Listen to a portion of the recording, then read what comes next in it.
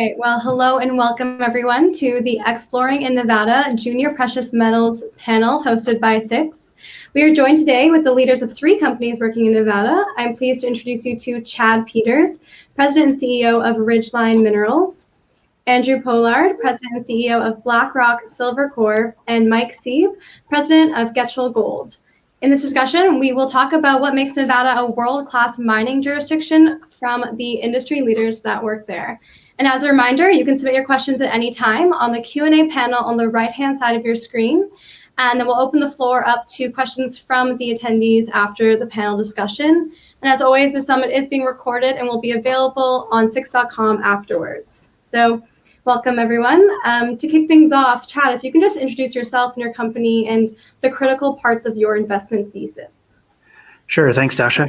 So Ridgeline Minerals, we're a Nevada-focused junior gold explorer. I'm actually a geologist by trade and somehow got into running a company. I'm still kind of figuring out how that happened. But so we're a Nevada-focused junior. We're looking for gold and silver on district-scale projects in the Carlin and Battle Mountain Eureka Trends. We have over 125 square kilometers and growing in our portfolio. And what kind of makes us a bit unique is I co-founded the company out of my garage with the owner of a drilling company. So it makes us, gives us this bit of an edge. We're able to drill cheaper than our peers. So every shareholder dollar goes just a little bit further with us. And it kind of helps get more steel in the ground and hopefully make new discoveries. So we've actually announced a new discovery at our Salina project in 2020. That was a bit of a surprise for us. We were looking for gold and we found silver. So we have a shallow oxide bulk tonnage opportunity at Salina, kind of representative hits that we're seeing. You know, the mineralization starts at surface and we're drilling up to 44 meters of 74 grams per ton silver equivalent. So, you know, these are significant widths in Nevada. They're oxide, they're shallow, and you know, it's a pretty exciting opportunity for us. So we like how Salina is shaping up. We're going to be drilling it in the spring. And then on top of that, we got 3 other assets that are deep, high grade, kind of swing for the fence type projects. They're all, you know, any one of them would be a game changer for us if we have a good drill hole. So I like the fact that we kind of offer a bit of exposure to both high grade upside and a bulk tonnage opportunity at Salina. So that's Ridgeline in a nutshell. Great, thank you. Welcome. Andrew. Yeah, so to follow that silver trend, we came out of the woodwork probably this time last year when we picked up a consolidation of one of the largest silver districts in all of Nevada, known as the Tonopah Silver District. And we were the first group to consolidate it since production shut down nearly 100 years ago, and the first group to go in and start targeting the many historic mines on our property since production shut down. So our very first drill hole last year came out in at the very end of August, and it was a doozy. We hit 30 meters of just under a kilogram per ton silver equivalent, which added about $100 million to our market cap in the span of a few days, and had the likes of Eric Sprott and a number of large institutions calling us on the next day to get into the story. And since then, we've become more than just a one drill hole wonder. We've now got multiple historic mines on our property, which we've had massive success in delivering just solid drill hole after solid drill hole to the point now we're going from maiden round of drilling last year to working towards delivering a maiden resource estimate on just one of the historic mines on our property that'll be delivered by Q4 of this year. And to get there, we're going to have about 40,000 meters worth of drilling, which currently consists of 4 drill rigs in operation going 24/7. So, you know, we're just putting one foot in front of the other. But what we're seeing right now is we think we've got one of the best primary silver projects on the planet that's under development. So interesting times, to say the least. Great, thank you. And Mike, if you can introduce yourself and Getchell Gold. Perfect. Thanks, Dasha. Yeah, I'm Mike Sieb, president of Getchell Gold Corp, and the company trades on the CSE under the symbol GTCH and on the OTCQB under the symbol GGLDF. So now that I got the formalities out of the way, Getchell Gold has been focused in Nevada for the last decade, and we currently have 4 active gold and copper projects. So we're not just gold focused. We actually have quite a nice project to the north of our flagship project that is pretty high grade copper, gold, and silver. But we're primarily focused on the Fondaway Canyon Gold Project, which is our flagship project, and it was acquired a year ago, and is host to a sizable historic resource. But it's not just the historic resource that kind of drew us to the project. It brings kind of considerable inherent value, yes, but with the untapped potential that is really the compelling part of the story. And through 2020, Getchell has started to prove just that. I mean, we've recently announced a very successful drill program that we completed in late 2020, and we demonstrated at Fondaway Canyon the continuity, and we significantly extended the thick zones of gold mineralization that was at surface. And even better than that is that the mineralization remains open both laterally and at depth. And the mineralizing system at Fondaway, we perceive anyways, is actually more extensive than previously thought. So in 2021, what we're kind of looking forward to this year is that the company will kind of continue to expand on its recent successes, and we expect to actually be one of the more active junior mining companies in the region. And we're sitting quite comfortable. I mean, the company has cash in the bank, and it is estimated that an additional $3 million will be brought in over the next year in warrant conversions. So, again, we're sitting quite nice. So, basically in summary, it should be actually quite a good year. And I do invite any viewers out there to definitely check us out. Great, thank you so much. So for those of our attendees who might not know, I just wanted to talk about Nevada itself and what are some of the primary benefits of operating in Nevada? If Chad, you can kick us off. Sure. I bet you we're all going to have pretty similar answers here, but aside from the fact that Nevada has, just a huge mineral endowment as far from an exploration and production standpoint, you have great access to infrastructure, skilled workforce, really favorable permitting timelines as far as, once you get a permit in Nevada, you have it. It's not going to get pulled away from you or the mine nationalized. So, I think when you look worldwide, Nevada is one of the most favorable jurisdictions to be. Great. Anything to add, Andrew, Mike? Yeah, well, certainly, everyone knows this, but Nevada, if it were a country, it would be the 5th largest gold producing country on the planet. It's got massive gold and silver endowments, and there's new discoveries being made all the time there. It's a great place to operate because of that, because it's an expansive state. Very little of it's actually been sufficiently drill tested. Even lots of these historic districts, many of which have been hiding in plain sight, have remained untouched for various reasons, including ours. But the best place to make a discovery is around old ones, and there's plenty of those in Nevada, and there's plenty of upside still left to be had there. That's the one thing we know for sure. Right, absolutely. Mike, anything to add? Yeah, so if anybody's familiar with Nevada, I mean, mining is entrenched in the history and actually in the current stream of Nevada. I mean, there's huge incentives for this to continue on the production. There's 23 producing gold mines currently in Nevada. And for a center of operation, I mean, that's just a spectacular statement in itself. So it's a wonderful jurisdiction to work in. As what Chad said, is there's distinct, understood pathways to go from discovering something to permitting and through development. So there's no surprises, and the state by itself and all the organizations that kind of support the state are kind of working in unison, and you can't really say that about very many jurisdictions in the world. Yeah, and to add, it's all relative, right? So this is a global industry, and we are comparing ourselves to other jurisdictions in the world.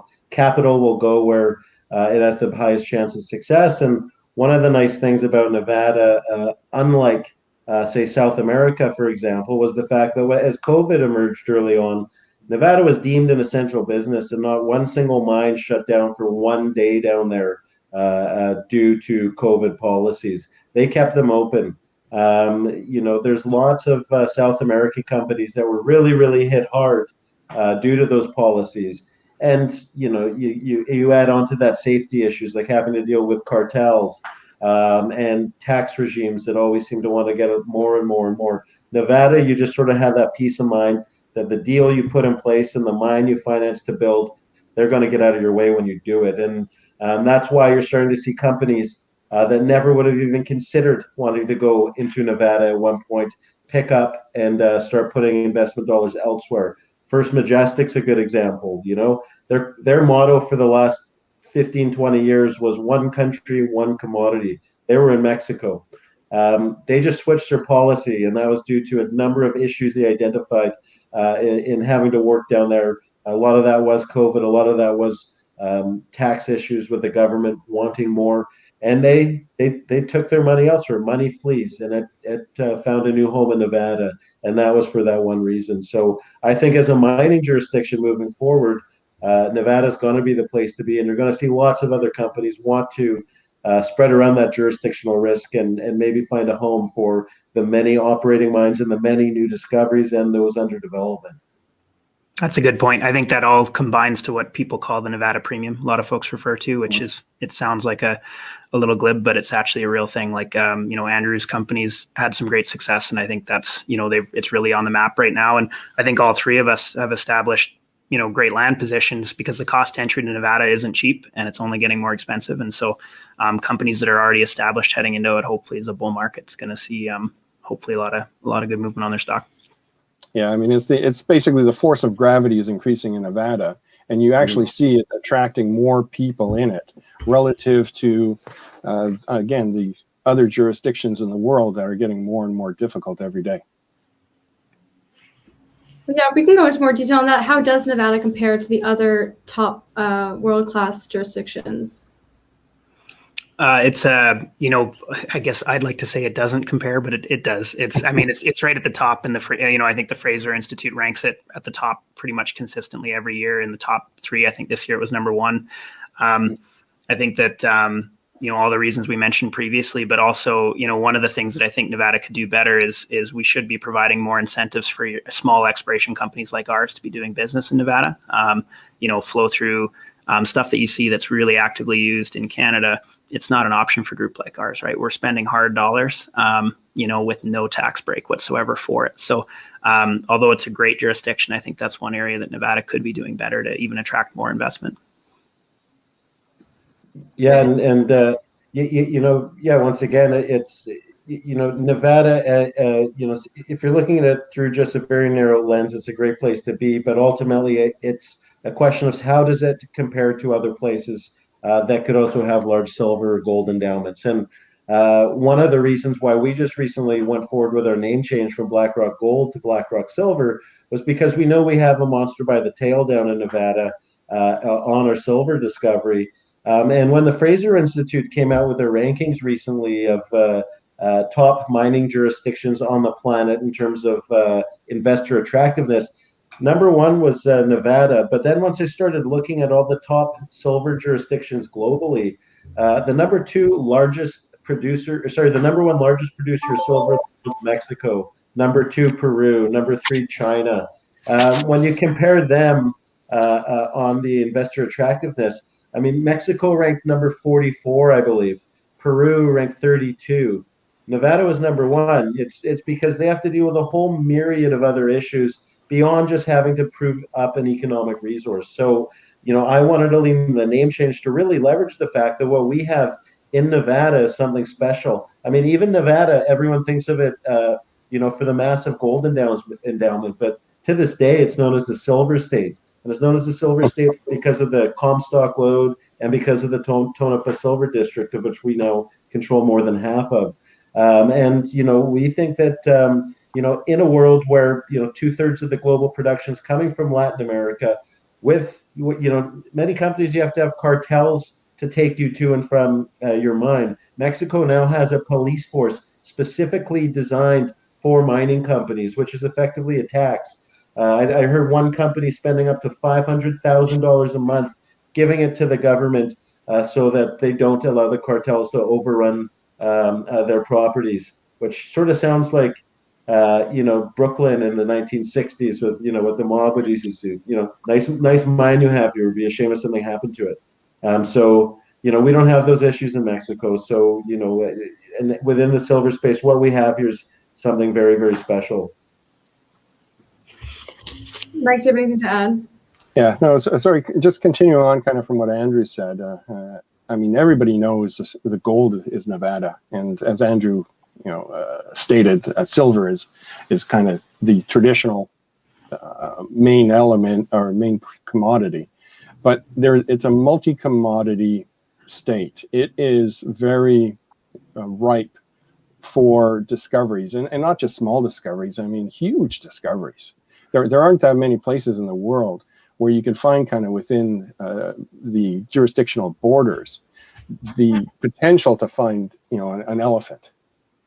And the low-hanging fruit has been discovered, but it's still, I think, only scratching the surface. Nevada provides kind of an extremely wonderful, like, geological setting for extensive mineralizing deposits. And you think over the last like 50 years, there's been huge quantities of commodities produced there. Again, it's only part of the story. I think there's a lot more to be found there. Right, absolutely. Well, so we talked about some of the benefits of working in Nevada, but what are some of the primary challenges of operating there? Mike, if you want to take this one. There aren't that many. Like, if you could pick other places in the world, and we can kind of have a long list of major deficiencies. Nevada is extremely supportive. The deficiencies that you may find, and like, you can drive to your projects, and so it's really tough for me to kind of find a major deficiency that Nevada has. I can't speak for Chad and Andrew, but like, it takes from Reno, it takes you under 2 hours to be at the drill site, and you're driving 60 miles an hour kind of all the way to get there. And so the access is great. What could probably be increased, as what Chad touched upon earlier, is maybe incentives for the early explorers, because touching upon Nevada being kind of one of the best places in the world to explore and find discoveries, I think they can do a better job in assisting the companies to do just that, and having just some incentives for the early explorers to basically start moving projects along. That would probably be the best thing. All right. Well, it doesn't sound like there's too many challenges, but Andrew, Chad, do you have any? Do you face any challenges operating there? The biggest challenge I have when I go down to our drill site is deciding if I want to walk to A&W or walk to Subway to get lunch, because I don't have to drive to the project. The project's literally right next door to the town of Tonopah. So you have everything from power, infrastructure, water, roads. I mean, there's casinos. I mean, it's too good to be true from that perspective. It's unlike any other sort of project I've come across, just because you're literally right next to a small town, and it's a pro mining town too. So permitting's a cinch. In fact, our land holding is about 90% of it's on patented claims, meaning privately owned. So we're not even dealing with federal or state regulators on most of our permitting. We're able to fast track even what already is a fast track process in Nevada versus other jurisdictions around. So I work. My brother runs a company that's based in BC, and I hear the headaches that they have to go through. Nevada, I'm like, my goodness, why would you guys choose to put your focus there? This is, I sleep like a baby at night generally. I don't, there's just so many less headaches, and they're clearly supportive of the industry. You never have to worry, regardless of what administration's in office. They're not going to be messing with a good thing to any great extent. So I think other than maybe a tax credit type system to help fund generative exploration, that would be nice. But at the same time, I'm not going to kick a gift horse in the mouth either. Right. I mean, I don't know. The decision between A&W and Subway is a difficult one. I was going to say A&W is the dead winner there, but Oh, every day you got the option. So yeah, I agree with the guys. There's not, it's a great place to work. I think one of the issues with Nevada is its cost to entry is difficult for companies. So consolidating land positions is timely and costly. There's all the big guys own the biggest tracts of ground in Nevada typically. So most of the properties you see small companies picking up are fringe assets, away from major trends. Helps to live in Nevada. So our team all lives on the Carlin Trend. So we got a bit of an inside track. I meet a prospector for a beer that owns ground. That's a quick way to pick up new ground that maybe might not be available to other groups. So, but all in all, it's a pretty awesome place to be working. great. Well, it sounds lovely. So I was wondering, at the state and federal level, what is your outlook on the future of mining in Nevada and as well the future of mining in the States? Are they moving in the right direction? Andrew, I might hand this one off to you. Yeah, well, I don't see any clouds on the horizon, if that's what you're asking. Being focused on silver, and it's a silver gold property that we have, but being focused on silver, they're really pushing a green movement down there, and are insinuating they're going to be moving forward with some pretty substantial initiatives, certainly on the solar front and on the decarbonization front. Silver is a critical metal in all of those things, and I think the notion of having a domestic supply of that that can be mined ethically without a massive footprint. I mean, what we're going to be developing and moving forward with are a series of historically ultra high grade past producing underground mines, and we're breathing a lot of fresh life into that. What that means is there's going to be very low footprint of disturbance at surface. I think not only do I not see any roadblocks, I think moving forward we'd be getting a lot of support both locally and federally to see projects like this come back online versus having to go to far-flung places of the earth where maybe human rights conditions might not be the same as they are up here, where environmental conditions might not be the same up here, and where we're employing a large workforce. So I've got really nothing that is keeping me up at night on that front. Mm-hmm. Any thoughts, Mike? Yeah, no, the mining history in Nevada, I mean, it has a huge impetus. A huge impetus has been built up over decades. And it would take a major schism to be able to kind of slow that down. Just think about a huge speeding train going along and how long it would take for it to stop. And that's kind of what you're talking about for Nevada. And so there's a huge incentive for the state itself to kind of keep that train going in full steam, and it's in control of that train. It has a lot of power to keep that train moving. On the federal stage, you are going to naturally, as you go through the different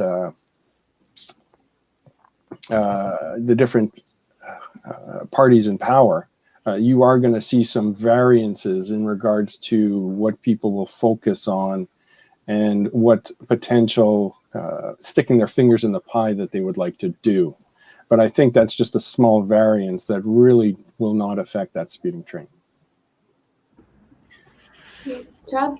Yeah, at the federal level, I think, like Mike was saying there, it's probably not going to change dramatically. And I think especially with kind of the green revolution that's going on, especially with the new administration, there's a recognition that the critical minerals are required to kind of put that stuff forward. So I think, we're not going to see huge changes there. One thing that kind of concerns me at the state level, which not a lot of folks outside of Nevada are aware of, is that the state is proposing a new mine tax, essentially, which is really just a cash grab to offset cost related to the COVID pandemic and the loss of jobs, et cetera. So their state's proposing the taxing of gross revenues on mines, which, if you think about it, would you getting taxed, if a company were taxed on their gross revenue instead of their net, that could be a serious problem for putting or keeping mines and extending mine life. So don't mean to be a Debbie Downer on it, but that would be a concern at the state level that I think it's going to get resolved, and I don't think it's going to pass, but that would be something that could affect all of us if it does pass. And I think, it's not just Nevada that had to deal with COVID. I wouldn't be surprised to see headlines like that come up pretty much every jurisdiction on the world, because countries ultimately like other people's money, and they're going to find a way to try and get it.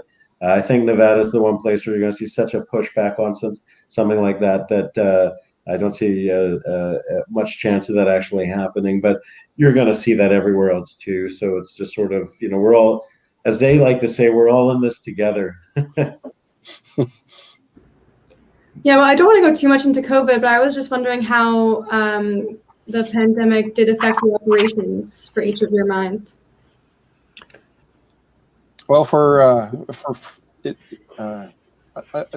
number of the general factors, and one, of course, is travel. I'm based in Vancouver, and our project is in Nevada. We do have people in the States who can kind of stick handle things, but a lot of our technical team is up here in Canada. So the COVID-19 has kind of put a bit of a damper on the freedom of movement. However, it did not affect us last year, so we were quite fortunate enough to basically go from start to end on our drill program and not have anything hamper the program. Now, staffing though, for the and everybody's going to talk about this, is the assay lab. I mean, okay, it's wonderful that now that you've kind of drilled your program and you've taken your samples and you submit it to the lab. But then it was on a never plan, because the lab itself had issues with their personnel through the COVID period and hiring people. And so this was kind of one of the longest waits that I've ever endured for samples. So that was a direct impact that definitely kind of set us back on the time schedule awaiting our assay results, which of course were wonderful. Of course. Just building suspense. Yeah, I think a lot of people are finding that the delay times have been an issue. But Andrew, Chad, any other challenges during COVID? Go ahead, Andrew. This time last year when things were getting potentially really scary in the news, and people had no idea just how bad it was going to be and what the mortality rate was going to be, and you saw all the videos of people just dropping over in the streets in China, and it looked very, very scary. So we did have an ongoing drill program going on at the time, and we decided to cut it short, just to wait until there was a better idea of what the guidance was going to be and what we could do to mitigate the risk. We called it short by one drill hole, and then it gave us time to do some retargeting. It also gave us time to, this time last year, the markets were absolutely whipsawing up and down, and no one knew what was going to be happening from that standpoint either. So we were able to wait it out, get better guidance, and when we were able to get back going, everything just started lining up with an emerging bull market in precious metals. I mean, everyone remembers what it was like between maybe late April to early August. I mean, it was just a steady, frothy build, lots of people jumping back in, and it was a fun time for everyone. And, COVID ever since then had very, very little effect on what we're doing. Obviously, we do follow the CDC guidelines down there, but, at the site, we've had zero positive cases. It hasn't slowed us down one bit. In fact, we keep scaling up. We've got more people at our site now than we ever have at any other point in history. Oh, that's great. Chad? Yeah, it didn't slow us down very much. We all live down here, so I bought a 20-foot travel trailer, and all three of us slept out in the woods for 6 months, working on each of our projects. So that's the best form of social distancing we could come up with. So, I partnered with a drilling company when we founded the company, so access to rigs was a non-issue. I prepaid my assays to the lab 6 months in advance, which guaranteed us 3-week turnarounds through the COVID pandemic. So we tried to be proactive with how we approached it, and it worked for us so far. So yeah, that's great. All right, well, I want to take a deeper dive into each of your respective companies. Are there any major catalysts coming up for you in the coming year that you are working towards, or any news that you wanted to share? We'll throw it back to you, Chad. Sure. We got a pretty busy spring, first half of the year planned. So from a catalyst perspective, we have a drill program at Salina, which is infill and step out drilling on our new discovery, the shallow oxide play down silver gold play in near Ely. And then we're going to follow up with a drill program at Carlin East. And that's a really exciting program. We've wanted to drill it for a few years, but with Barrick Nevada Gold Mines making a new discovery at their North Leeville deposit, which is only 3.5 kilometers downtrend of us on the exact same fault zone. So they're drilling, up to 23 meters at 33 grams per ton in the same host rocks that cut across our projects. So that's a huge potential catalyst for the company, and positive news out of that'll be a game changer for us. Great. Yeah. Andrew. So, if last year was about making the discoveries at our property, this year is going to be focused on showing the market just how big these things can possibly be. So we've got a multi-pronged drill program going on right now with about 40,000 meters laid out. I'd be shocked if we don't drill much more than that. But that focus of that drill program, I've got 2 rigs just living in one of our target areas, which was the last producing silver mine in the district when production shut down due to low metals prices in 1930. And what that's going to be doing is that's the focus on delivering the resource estimate. We plan to have that out by Q4. We think that's going to be a significant re-rating event for us. It's also going to justify us the ability to then look at going underground and driving a decline, because that's where the rubber's really going to hit the road for us next year. Is when you're drilling from surface, you got to get through a lot of rock before you're hitting the veins that you're targeting. But once you can open things up underground and start teeing off at the veins right at their face, it's where things really start to pick up the pace. In addition, we've got 2 other rigs at our site. One's drilling out another target area, which also represents a former past producing mine, which we're showing significant extension potential there already. And then we've got another drill rig that's focused on making new discoveries, and that drill rig just hit a 7th vein, which we didn't know was there in this DPB target, which we're drilling out, which is going to be adding significant tonnage to what we already had significant tonnage potential hopes for in this one area where we're doing the resource definition. So, there's a mix between infill drilling to put something tangible to paper that the market should be able to value us on very, very shortly. But then we'll have the upside baked in on the exploration drilling and on the new discovery focused drilling. So, lots of drill results between now and then. And if we end up getting that $50 or $100 silver that I kept getting promised by Mr. Sprott and one of the other commentators, then this should be a year for the ages. So buckle up and enjoy the ride. All right. Well, looking forward to it. And Mike, what about you and Getchell Gold? Yeah, no, we at the end of last year, we drilled 5 holes in our central area on just 2 fences, and these 2 fences were 1,000 feet apart. And all those 5 drill holes hit either as anticipated or better intersections. So it's very easy to kind of move from that. We're looking at starting drilling in May. We're starting with 1 rig, and we're going to kind of build up through the year and kind of get bigger and better. And so we're going to start kind of stepping out from our discoveries from last year and basically start building up the ounces in the ground and kind of really showing the people kind of what the potential is at Fondaway Canyon. And the one thing that kind of Fondaway Canyon brings to the table that a lot of other projects don't is the geological setting allows for some really kind of high grade concentrated zones. So you're not going to be chasing kind of low grade materials, for thousands of feet. They're internal to the system and really integral to the mineralizing system are these kind of like high grade conduits that really kind of very quickly, add ounces in the ground, and they're all, close to surface. So, so we're quite excited to kind of what we're going to be doing this year. Great. Well, it sounds like exciting news ahead for each of your companies. Just to close out this panel discussion, then we'll open the floor up to Q&A. So for everyone watching, if you have a question, please submit it now. But just in closing, what are the takeaways that you want investors to leave with after this discussion? If there's anything else you want to emphasize and highlight, now is your chance. And I guess I'll throw it back to Mike so we can reverse the order here. Well, as the price of gold kind of drops, as anybody kind of looks at a gold price chart today, I think it's kind of bouncing kind of along the support level. And if you look at any of the companies, commodity precious metal companies trading, you can see that they've kind of taken a fair hit in their share price.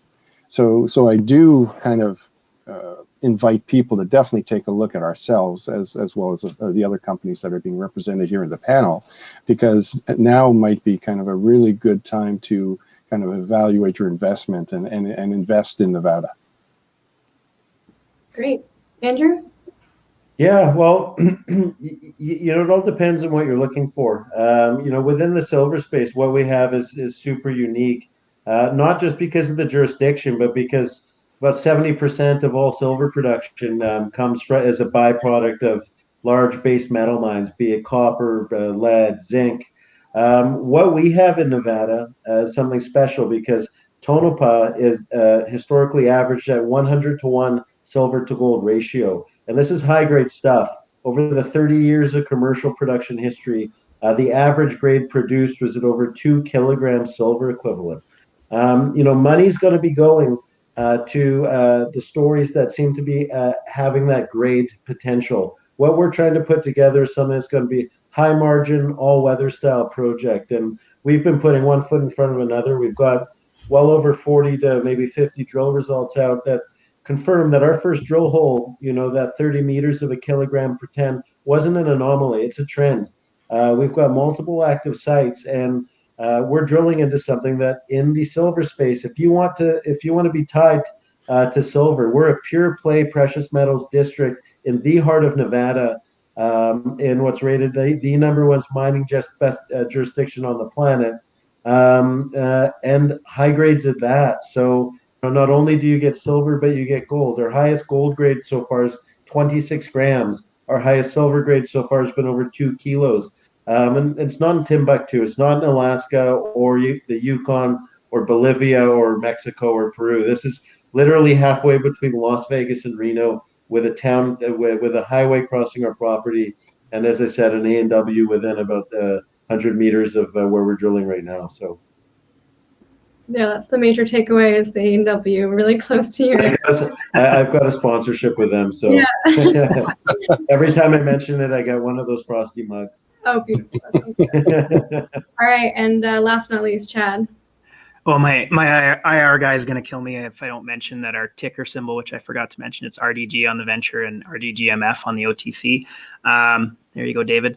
But another thing I want to point out is, we have these 3 projects that are, really swinging for the fences, deep, high grade, huge upside. But, what I didn't mention at Swift, and I probably should have, is, this is a silver deposit that has bulk tonnage potential, which is very rare in the U.S. The only real comparison would be the Rochester mine, which is about a 21 gram per ton open pit silver deposit. Our current drilling has statistically, we're drilling 60 grams per ton, and greater is our average oxide silver gold grades on an equivalent scale. So we're drilling, on average 30 to 40 meters. That's a 10 to 12 story building of greater than 2 ounce per ton silver at surface. So lots of potential scale at Salina. And I think that's something that we're hoping to really get on people's radar this year, is that we have a legitimate bulk tonnage silver play that is a bit unique in Nevada. So we're excited to go after it this year. Great, absolutely. All right, well, with that, I'm going to open the floor up to the questions from the attendees here. So we've got some questions already coming in. Shane is asking, this is a question for everyone, but are your companies outsourcing the geology modeling work, or do you do it in-house? For whoever wants to start. Yeah, well, we're fortunate to, the first hire I made when I joined Blackrock was the addition of Bill Howell as our executive chair. And he's also the technical driver for the company. But Bill, well before joining here, he used to be head of exploration for Placer Dome, which at the time, up until they were taken out by Barrick, was the 3rd largest gold mining company on the planet, and also the mover and shaker when it came to Nevada exploration. I mean, he's literally worked on every large mine down there. He wears many hats down there, but modeling something that he's seems to be really, really good at. And It's been amazing to see, with every drill hole we put out, to see the internal leapfrog model change and expand and grow and get more predictive. But to answer your question, he's the one doing pretty much making the coffee in the morning, turning the lights on, and picking out the drill sites, and then interpreting the data. So we do that all in the house. Yeah, because I mean nowadays, most technical teams are required to be multifaceted, and you do require that sort of like in-house modeling capability. But you can only take it so far. Then all of a sudden the overriding regulations kick in, and you can't publish anything that you've actually created in-house. You actually have to have an independent party be able to confirm it and authorize the publish of it. So at some point in time, you have to actually pass it over to another entity who will then further model it and then produce it. All right, and Chad? Yeah, all of our modeling's in house. We got a Leapfrog setup and 2 great geos on the technical side that are constantly updating the model. So, yeah, great. All right. Well, our next question here is from James. With deep drilling comes risk. How is each of your companies mitigating that risk at your projects? I'll take that one. We actually partnered with a drilling company, so that's how we've been able to mitigate risk to the shareholders. Future discovery in Nevada for multi-million ounce deposits is going to be deep.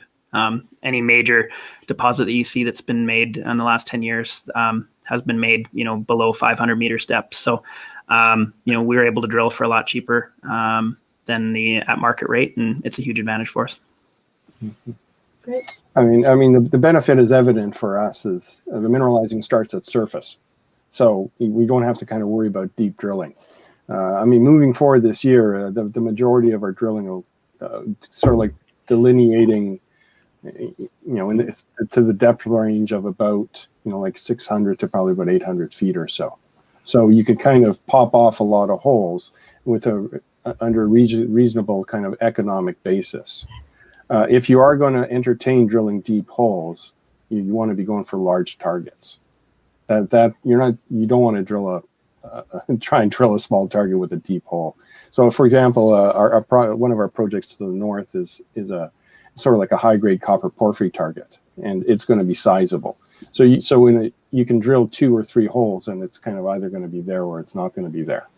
And so that's kind of how you approach it. You have to be kind of very strategic in your project selection as well as your drill plan, because money is king. All right, Andrew? Yeah, well, the best way to mitigate any risk with drilling is to start off with and gather as much data as you possibly can. And with Tonopah, we've been able to hit it out of the park from literally our first drill hole, because we weren't starting with a clean sheet of paper. We had 30 years worth of production data from the multiple operating mining companies that were working our project 100 years ago. So we knew, we weren't testing to see if the veins were there, and then of course you have to figure out which way they run. We knew where they were. We knew where the underground workings were. We knew where they started mining. We knew roughly the grades they were producing at. So really, it was very. All drilling is risky, but our first drill hole wasn't to determine whether the veins were there. It was to determine a proof of concept, and that proof of concept was simple. Though all the records said they stopped mining due to metals prices tanking in the late 1920s. And the records say that these companies had planned to continue mining for many years. In fact, they did development work along a number of our targets, but never actually got around to extracting the ore. So the proof of concept was simple. We knew where the historic workings were. We knew where they'd effectively stopped in their tracks. And all we did was we pointed the drill hole just a little beyond where we thought they left off. And if we hit the mine, if we hit the vein, we know we were right. And yeah, by golly, we were. We hit 29 meters of something about 1 kilogram per ton, and that sort of opened things up, because had they had the opportunity, they wouldn't have stopped mining that. They left that there, and that just really just said, okay, game on. All right. Well, so with all this new attention now being paid to Nevada, is there any competition for drill crews? Significant, yeah. We're trying to, every time we try and get our hands on another drill rig, it's like pulling teeth. But the more we can get, the better. I mean, when we started drilling in June of last year, we started out with just one RC rig. We were only planning on doing 7,500 meters. We kept connecting, and people kept throwing more money at us. So then we got 2 rigs, and then by October we had 3 rigs, and then in January we got 4 rigs. It is hard to get rigs, especially when you need them, and especially during busy season, because it's not just juniors down there. You've got some of the biggest gold mines on the planet, all competing for the same resources and all using the same labs as well, which is also part of the delay. So it's tough, but with money and I guess time, ample planning in advance, it can be done. Yeah, with every blessing comes a curse. And Nevada is fairly kind of ripe for exploration and discovery. The huge increase in gold price that you saw occur last year and kind of carry forward, like through this year, that really has brought a bigger focus. It's kind of like a funnel. You've got a lot of interest kind of being funneled into a small hole. And so with that interest, then of course you're competing quite heavily for resources, such as drill rigs. All right, makes sense. We have a question here for Chad. Oh, Chad, do you have something to say on the? No, I'm just going to hit the drill contract home again. So like it beat it like we don't have to compete for drill rigs, at least on the RC side. And luckily, I've been living in Nevada for 10 years, so a lot of these guys that run the drill companies are my neighbors. So I see them at baseball or golf, and getting access to rigs is usually fairly straightforward. Got it. All right. Well, so I have another question for you about the bulk tonnage silver at Salina, the discovery that was made in 2020. Sure. Tom wants to know how you see that prospect bearing a resemblance to Rochester mine, and does 3 million, that one, okay. Thanks for your perspective on the state challenges. Okay, so I guess he's asking about question there. If it has a resemblance to a nearby mine. Yeah, well, it's still really early. Like when I make the comparison to Rochester, I'm more just talking, there's only one open pit silver mine in Nevada to speak of, right? So Rochester's the only one. Average grade there is 21 grams per ton, but it's a massive open pit operation, right? So that's 200 million ounces of silver. I'm not saying we're there yet, but that's what we'd be, to know what it takes to become an open pit silver mine in Nevada. You're looking at least 21 grams per ton oxide. And so we're drilling 2.5, actually 3 times that. So, I think for an early start, we're targeting a bulk tonnage scenario, but significantly higher grade. So we'll see how this drill program works out this year. Great. Mike, a question for you. Do you have any plans for drilling the Star project this year? We do. And I know I've been focusing on Fondaway Canyon in this discussion today. But fairly close to the north is a project that's never been drilled before, but it's kind of been worked on and developed over about the last 5 years. Extremely high grade copper, silver, and gold. You don't see that kind of very often, the triumvirate of those minerals kind of being so nicely expressed at surface. So we've kind of been developing some really compelling geophysical targets that we will be drill testing this year. So that's kind of a really kind of bonus project in our arsenal. And some of our major shareholders, surprisingly, they're really focused on the Star project in excess of our major flagship project, Fondaway Canyon. Perfect. Great. And a question for you, Andrew. Sorry. So now that there's been some drilling results that have been made of the Silver Cloud project, is there going to be a decision on spinning off Silver Cloud as a new company with shares distributed to existing Blackrock Silver shareholders?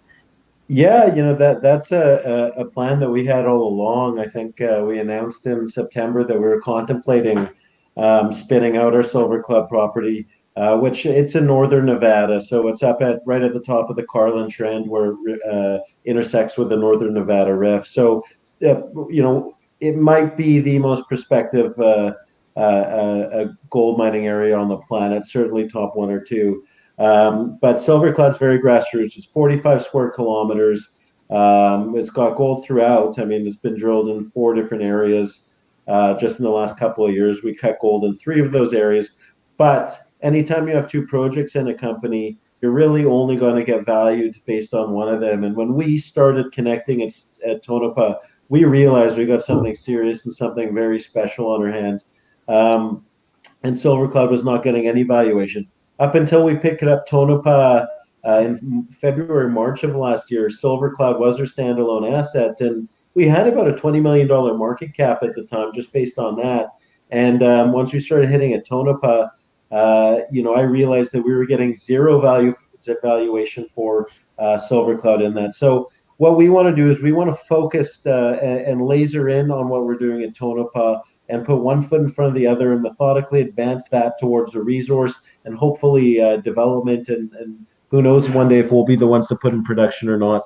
But certainly we see that sort of potential there. So I do like the idea of spinning it out.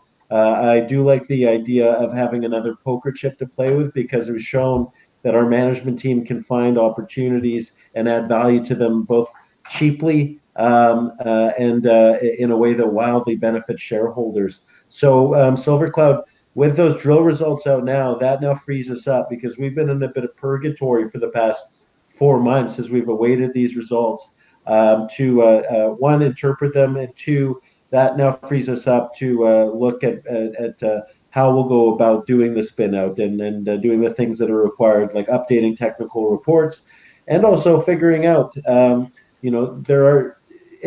Silver Cloud's a very coveted project in the sense that it was a formerly Newmont, Placer Dome, and Teck Resources project.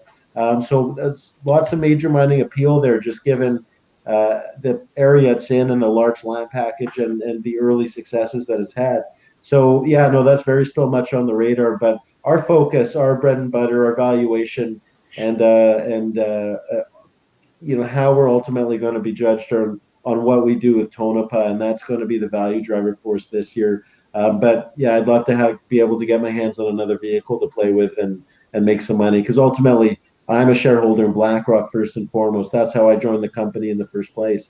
So if I can find a way to unlock and to create value with that, absolutely, I'm all ears. Great. We have an interesting question here from James, and I'm going to ask it because I want to know the answer to this. Are any of the miners giving thought to developing or creating a crypto coin to participate in the exciting blockchain economy?